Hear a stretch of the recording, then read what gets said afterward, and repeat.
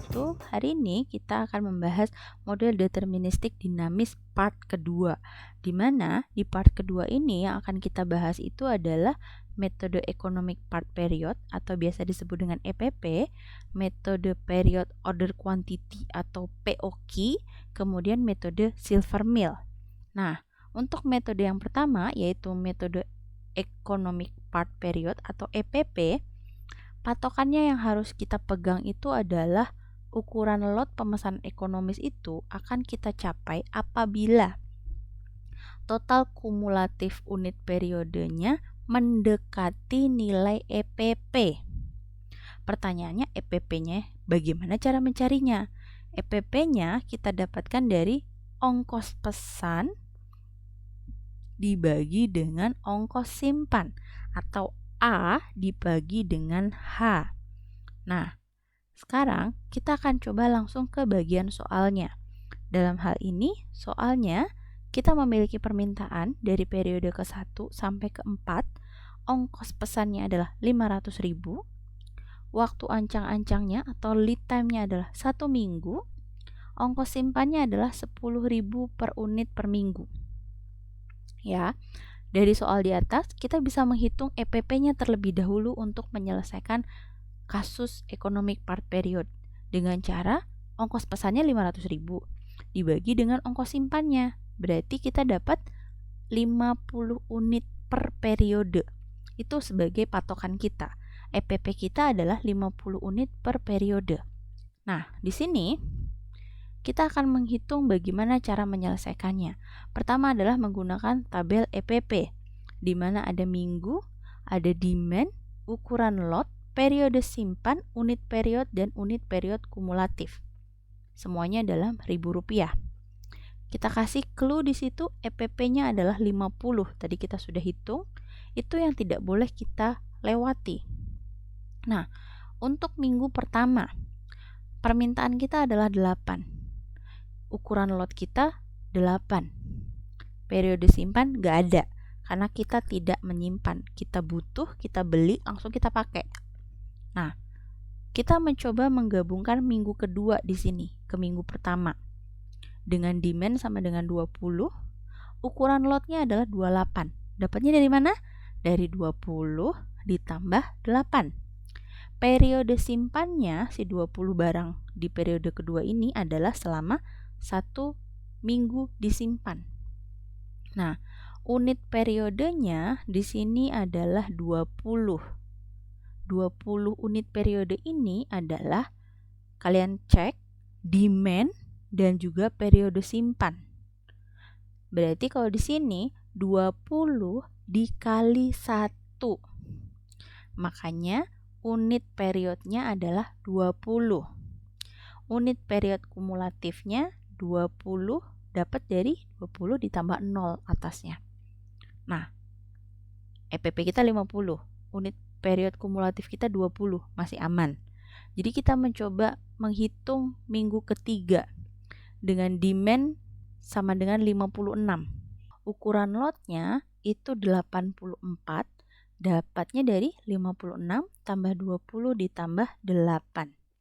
Dengan periode simpan untuk si 56 barang minggu ketiga ini adalah kita simpan 2 minggu nih. Nah, unit period kita dapatnya 112, itu adalah dari demand di minggu ketiga kita kali dengan periode simpannya dia. Jadi 56 dikali dengan 2, dapatlah 112. Unit period kumulatifnya dapatnya dari mana? Dari unit period minggu ke-1 ditambah minggu kedua ditambah minggu ketiga. Dapatlah angka 132. Loh, batasan EPP kita 50. Kok ini 132? Udah lewat. Berarti minggu ketiga kita hitung kembali. Ya, kita hitung ulang. Makanya minggu ketiga ada 2 kali tuh. Tapi yang kedua ini itu adalah sendiri. Ya, dengan demand 56, ukuran lotnya sekarang adalah dirinya sendiri yaitu 56. periode simpannya 0, unit periodnya 0, dan period kumulatifnya juga 0. Nah, minggu keempat kita coba gabungkan ke minggu ketiga. Di situ ada demand-nya 45, ukuran lotnya adalah 101. Kita coba gabungkan minggu ketiga dan keempat. Periode simpannya adalah 1 dengan unit periodnya adalah 45 dari 45 dikali 1. Nah, jadi di sini untuk kasus ini kita menemukan unit period yang terpilih itu ada 2. Yang harus Anda pegang tentunya adalah berapa EPP yang kita miliki, nggak boleh lewat dari itu. Kalau misalnya lewat dari itu berarti gimana? Hitung lagi atau hitung ulang, pisahkan dia, hitung ulang.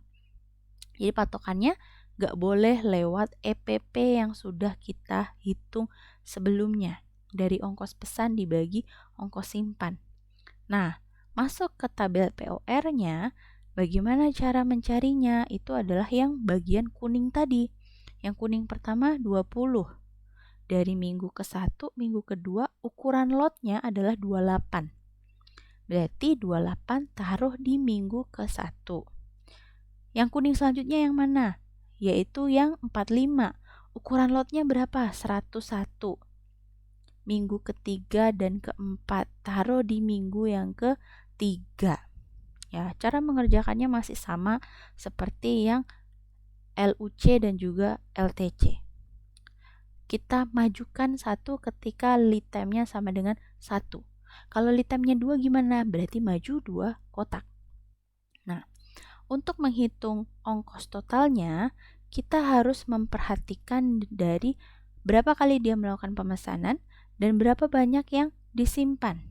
Nah, kalau di sini biasanya paling gampangnya itu adalah ongkos pesan dilihatnya dari bagian POR berapa kotak yang terisi. Kalau di sini ada 2 kotak, berarti 2 kali berapa ongkos pesannya? 2 kali 500.000. Nah, masuk ke ongkos simpan. Ongkos simpannya gimana?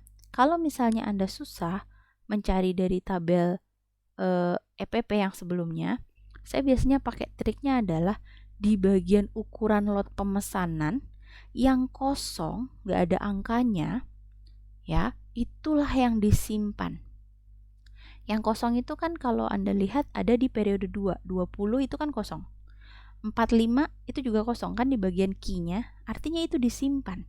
Jadi ada 20 dan 45 kali dengan berapa ongkos simpan per unitnya. Dapatlah Anda nanti setelah dijumlah adalah Rp1.650.000. Nah, kita akan masuk ke bagian yang kedua, yaitu period order quantity atau kita sebut dengan POQ. Nah, kalau POQ ini langkahnya sebetulnya dekat dengan yang kita pelajari di metode deterministik kemarin, yang statis. Kalian menggunakan rumus EOQ, di mana Q sama dengan akar 2AD per H. Ya. Terus, langkah selanjutnya setelah menghitung Q, kita menghitung frekuensi pemesanannya. Ya, dengan cara membagi permintaan per tahun dengan EOQ yang sudah kita hitung atau dengan Q yang sudah kita hitung di langkah pertama. Di sini bulatkan ke atas bila hasil pembagian bukan bilangan bulat. Misalnya 1,3 kita bulatkan menjadi 2. Ya. Terus selanjutnya hitung POQ dengan membagi jumlah periode per tahun dengan hasil frekuensi tadi. Hasil baginya juga kita bulatkan ke atas. Nah, kalau ini kan langkahnya ya, bagaimana cara mengerjakannya? Kita akan masuk ke bagian soalnya. Soalnya di sini kita memiliki permintaan per tahun, kita punyanya sebanyak 2.150 unit. Ongkos pesannya 500.000, ongkos simpannya adalah 500.000 per unit per tahun, atau ketika kita bagi dengan jumlah 1 tahun itu berapa minggu, kita dapat 10.000 per unit per minggu. Waktu ancang-ancangnya adalah 1 minggu. Nah, Permintaan tadi kan di soalnya kita punya 2150. Dengan 1 tahun itu ada 50 minggu. Ketika permintaan tahunan 2150 itu kita rincikan, kita buka datanya, ya, itu kita punya datanya sebagai tabel yang di bawah, sebagai berikut tabel yang di bawahnya. Tapi kita cuma potong sampai minggu keempat aja. Kalau dijabarkan ke minggu 1 sampai 50, kita jumlah semua itu 2150 unit. Nah, jadi di sini ketika kita ambil cuplikan dari permintaan tahunan tadi, minggu pertamanya adalah 8, keduanya 20, dan ketiganya 56, keempat 45. Nah, bagaimana cara menyelesaikan kasus ini dengan menggunakan rumus POQ? Langkah pertama itu adalah kita hitung EOQ-nya atau kita menghitung Q-nya dengan rumus akar 2AD per H. Masukkan saja angkanya di situ, dapat angka 65,6. Nah, setelah kita menghitung economic order quantity-nya atau Q-nya sama dengan berapa, kita hitung frekuensi langkah keduanya. Frekuensi tadi rumusnya adalah demand dibagi dengan Q hasil perhitungan kita. Maka di situ ada 2150 dibagi 65,6. Dapatnya itu adalah 32,8. Tapi tadi sudah disebutkan bahwa dibulatkan ke atas, maka menjadi angkanya 33. Nah, setelah menghitung EOQ, menghitung frekuensi, kita menghitung T atau cakupan periode dengan cara N dibagi frekuensi. N dalam hal ini adalah jumlah minggu dalam 1 tahun. Di soal tadi sudah ditulis 1 tahun sama dengan 50 minggu. Maka di sini adalah 50 dibagi dengan frekuensi yaitu 33. Dapatlah angkanya adalah 1,5, tapi kita bulatkan ke atas menjadi 2. Nah, di sini setelah kita dapat angkanya nih, frekuensinya 33, T-nya sama dengan 2. Apa hubungannya? Bagaimana cara menyelesaikan tabel POR-nya? Ya, itu adalah seperti tabel di bawah ini. Karena T-nya atau cakupan periode kita adalah 2, maka setiap 2 permintaan, 2 periode permintaan kita gabungkan menjadi 1. Ya, permintaan 1 dan 2 digabung jadi 1. 3, 4 gabung jadi 1. 5, 6 gabung jadi 1, 7, 8 digabung sampai 1. Ya, itu ketika T-nya sama dengan 2. Kalau T-nya sama dengan 3 gimana? Permintaan 1, 2, 3 digabung jadi 1. 4, 5, 6 digabung jadi 1. Jadi ini sebetulnya mudah juga cara menyelesaikannya selama Anda menghitung T-nya itu benar. Ketika T-nya di sini 2, ya udah. Minggu 1, minggu 2 jumlah jadi 1. 3, 4 jumlah jadi 1. Tidak ada tabel-tabel yang harus kalian selesaikan. Cukup menghitung T-nya berapa. Nah, setelah menghitung T-nya itu sama dengan 2, ukuran lot pemesanannya itu kalian tentukan, digabung per berapa periode, tinggal digabungkan, kemudian dijabarkan POR-nya memperhatikan lead time. Ketika lead time-nya 1, ya berarti maju 1 kotak. Ya. Jadi, sesimpel itu. Hitung T-nya berapa, misalnya T-nya 3 per 3 permintaan, jumlahin jadi 1, kumpulin jadi 1. Kalau misalnya T-nya 2, ya berarti 2 periode, minggu 1, 2 gabung, 3, 4 gabung, 5, 6 gabung, udah begitu aja. Ya. Nah, setelah kita tahu bagaimana cara membuat tabel POR-nya, kita menghitung ongkos totalnya. Nah, ongkos totalnya gimana? Sama, untuk ongkos pesan, kalian cek di baris POR itu berapa yang terisi kotaknya. Ketika ada 2, ya berarti 2 kali ongkos pesannya berapa. Yang simpan gimana? Pakai konsep yang tadi saya bilang. Cek baris ukuran lot pemesanan, yang kosong itu adalah yang disimpan. Jadi yang kosong itu ada 20 dan 45. Maka ada 20 ditambah 45 dikali dengan biaya simpan per periodenya. Begitulah cara mengerjakan POQ. Nah, sekarang yang terakhir itu adalah silver mill. Nah, konsep silver mill di sini adalah kalian menghitung ongkosnya dulu ya. Kalau di sini mungkin agak susah dipahami karena sudah ada rumus-rumusnya, mungkin kita bisa langsung masuk ke bagaimana cara mengerjakannya ketika diberikan soal. Ya, biar lebih mudah memahaminya. Nah, di situ ada permintaan, ada ongkos pesan, ada ongkos simpan, dan juga ada lead time. Nah, di sini untuk silver meal ada tabel yang namanya minggu, DT, cakupan periode, ukuran lot, ongkos pesan, ongkos simpan, ongkos total, kemudian ongkos per periode. Lengkap ya kalau sekarang ongkos totalnya pun ada di situ. Nah, untuk baris pertama, untuk minggu ke-1 permintaannya adalah 8. Cakupan periodenya 1, yaitu dirinya sendiri. Minggu ke-1 aja. Ukuran lotnya 8. Ongkos pesannya 500.000 karena sekali pergi. Simpannya ada nggak? Nggak ada, karena kita beli untuk kebutuhan saat ini langsung kita pakai. Nah, ongkos per periodenya di situ adalah 500. Dapatnya dari mana? Ongkos total dibagi dengan cakupan periodenya. Ya, jadi dalam hari ini adalah 500 dibagi dengan 1. Masuk ke baris kedua. Kita mencoba menggabungkan minggu ke-1 dan minggu kedua. Dengan demand-nya adalah 20, cakupan periode kita adalah 2, minggu ke-1 dan minggu kedua. Ukuran lot kita 28.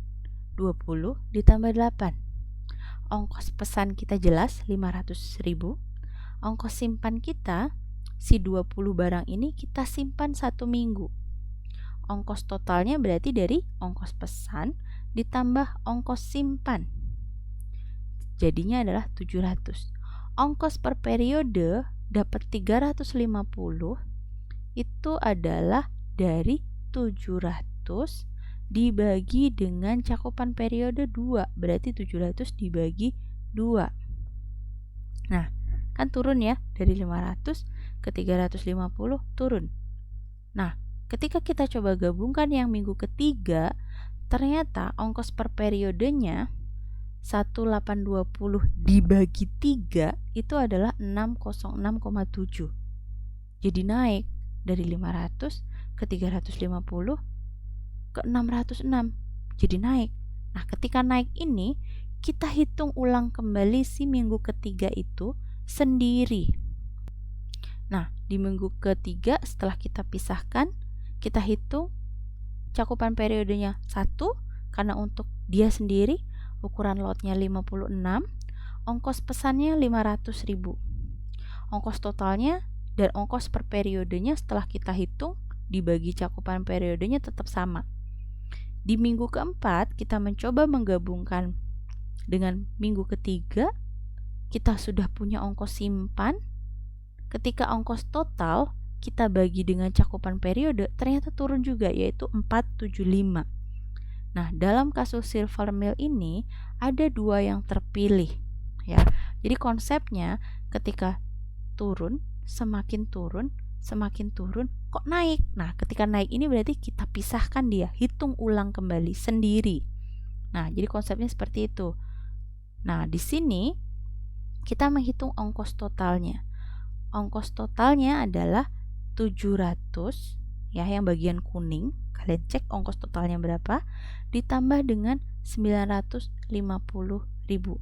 Dapatlah totalnya adalah 1650. Ya. Jadi di sini ini adalah bagaimana cara mengerjakan metode silver meal. Terima kasih atas kehadirannya. Assalamualaikum warahmatullahi wabarakatuh.